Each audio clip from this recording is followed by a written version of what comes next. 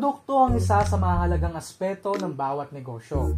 Ito ang nagbibigay ng pagkakakilanlan na tatandaan ng bawat mamimili. Ito rin ay ang kataas-taasang kinatawan ng mga kumpanyang nais makapanghikayat ng mga mamumuhunan.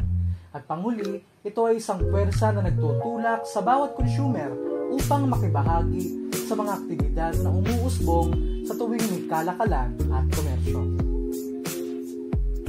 Kung sa nakaraang video ay inaral natin ang mga sangkap na dapat aglayin ng isang matagumpay na negosyo, ngayon, ang mga kaalamang ito ay isasabuhay natin sa pamamagitan ng pagtuklas at kalaunay paggawa ng sariling produkto.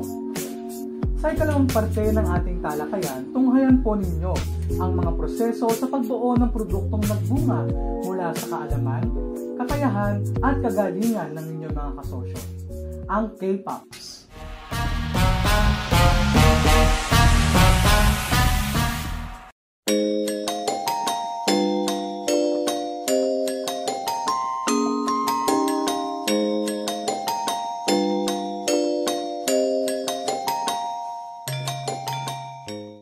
Ngayong magpapasko at darating na ang bagong taon, nauuso na naman ang matatamis na pagkain.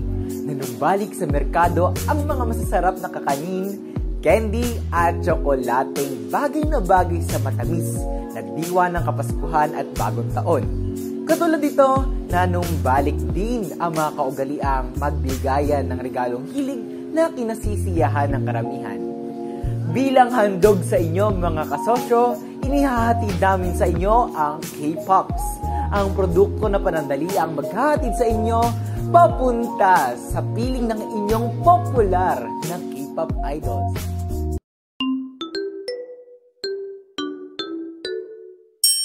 Upang makagawa ng K-Pops, kinakailangan ng fudgy bar, creme densada at iba pang mga sahog na lalo makapagpapasarap sa ating gagawing panghimagas. Ang K-Pops ay isang handog para sa mga mahihilig sa matatamis. Isa itong uri ng deconstructed cake na hinulma upang maging isang kutkutin na pwedeng maya-mayain. Ito ay may tamis na hindi nakauumay at lasa na talagang mababalik-balikan ng kahit sino man.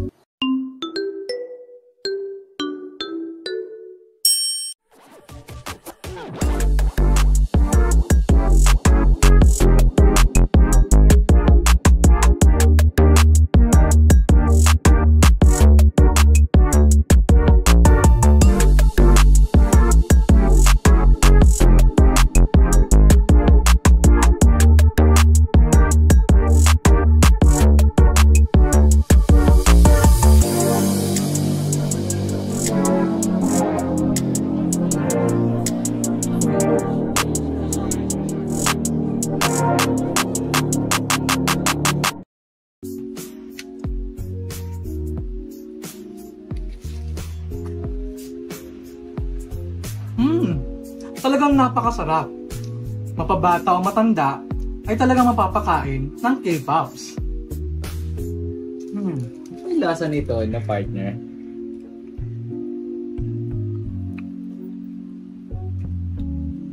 Topping ring. Hello? Tama ka dyan, Aidan. Bilang isang Korean drama binge watcher, parang bumalik sa akin yung mga tagpo sa pinapanood kong Korean drama. Kaya ano pang hinihintay nyo? Tulad ng Crucians, tikman nyo na ang K-Pops. Ang produktong tiyak na maghahatid sa inyo papunta sa piling ng inyong popular na K-Pop idols. Tara, sarap to.